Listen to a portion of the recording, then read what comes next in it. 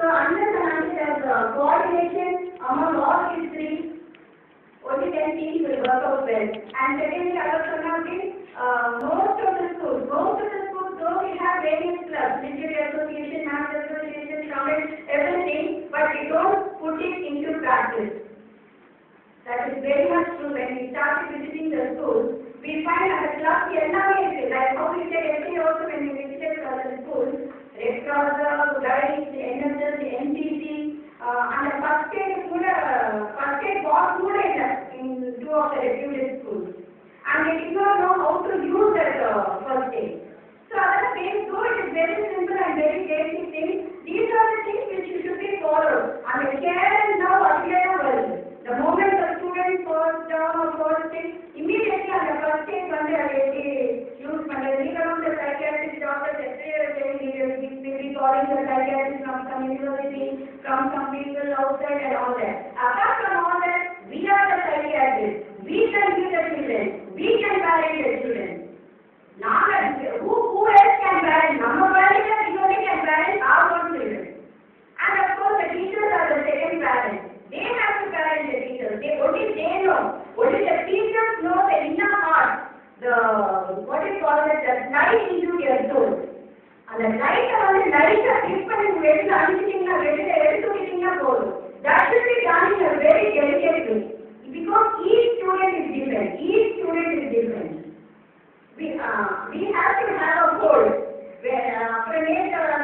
What the subject was, coming by teachers upon let's go with that and all that. So all that you have to guide in my teachers, remember. Teachers. You all have to guide your teachers too. The dress code. And after it was very much that.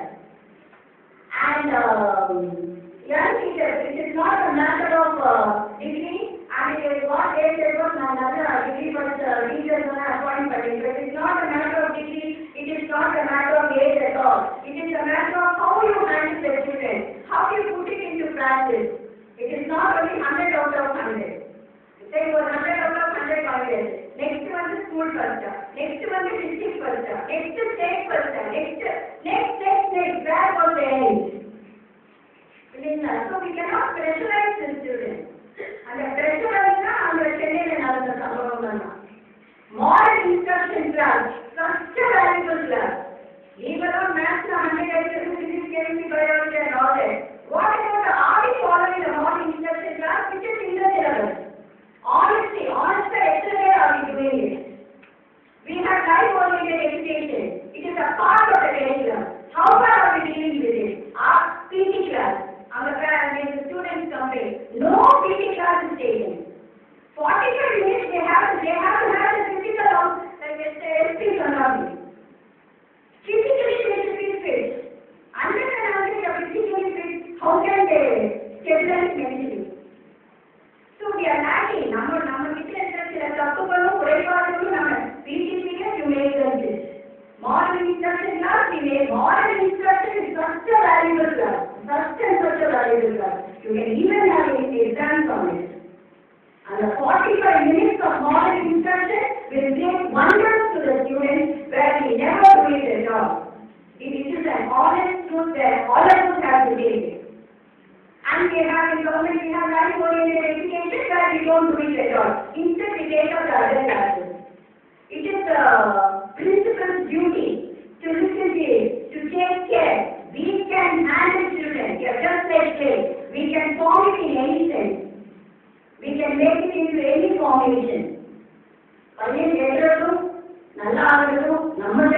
We cannot blame. Professor Mandir, higher secondary teachers, the blame higher secondary teachers, the 10th standard teachers, the blame 10th standard teachers, kindergarten teachers, the blame and finally graduates, the parents are blame. We have, once we are entered into this profession, we have to take the responsibility. So we are wholly responsible for whatever happens, and you have to speak. You are wholly responsible for the welfare and for the well-being of the students. We cannot put the blame. You can't keep blaming each and everyone.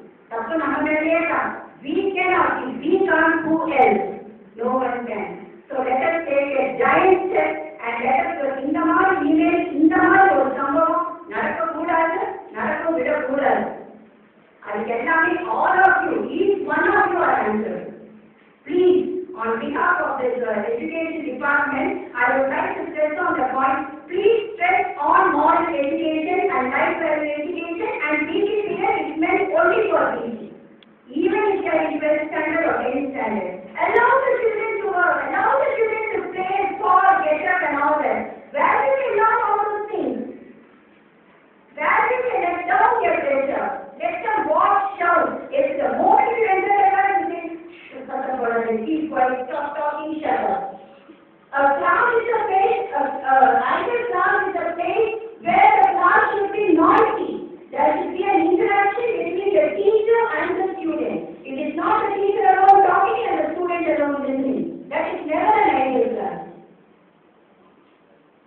keep valid and in our mind, and let this not happen again. And wish you all luck and God's blessings. Thank you.